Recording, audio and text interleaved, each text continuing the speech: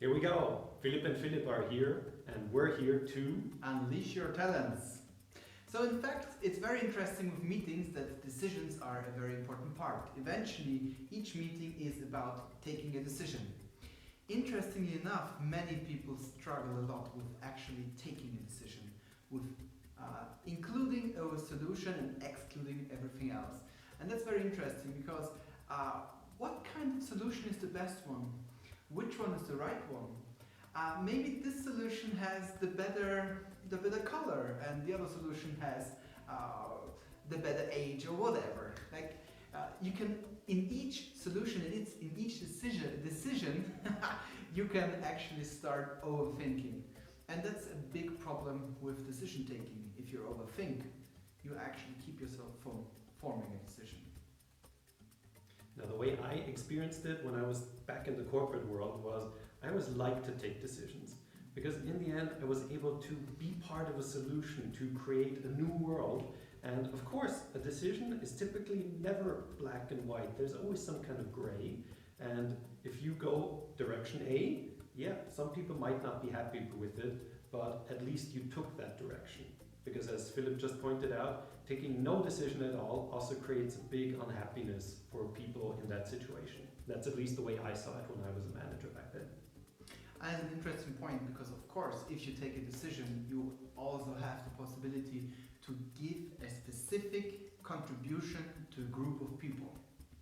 Each decision gives you the opportunity to help in a specific way because you did a decision, you decided on a specific mean how to help somebody, how to make a product come true, how to keep a deadline, how to whatever the decision is about. So this contribution actually helps a team, helps a circle of people, helps your friends, or whomever this decision that you are taking is for. And this gets extremely important when we're in a chaotic situation, in a difficult situation. Just think of crisis situations. I think nowadays everyone is speaking about the coronavirus, but even before then, there are always some crisis situations, and then people are happy to get support, to get a clear guidance. And I think that's then also key to leadership, to take a decision even if you don't know if it's going to have a good outcome, but just say, okay guys, with the current material, with the current data, this is my decision. Let's reevaluate it in 2 weeks, in a month, but for the time being, we work this way. And I think giving this guidance is a big help for people. Mm. But in fact, let's take the decision and leave philosophy behind and actually have a look on real life. Because in real life, if you have to take a decision, what's the most important thing that you have to do? Well, probably you need some data, you need some grounds for the decision. And we were discussing it just before. Now, what's the difference between data and information? It's the value it has, because data, that can just be useless numbers. So if you ever have to take a decision, or if you need to prepare somebody else to take a decision, like a manager, or maybe it's a whole management board, be sure to prepare data in a way that it's useful to them, that they have a good basis to take a decision. Meaningful data is also the thing that you can actually take to make a meaningful visualization.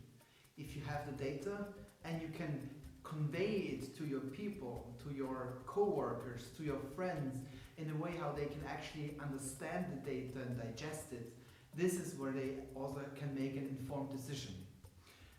What kind of visualization? Well, your fantasy basically is the limitation of how you visualize it. There are several kind of ways. You can make an ABC kind of stuff.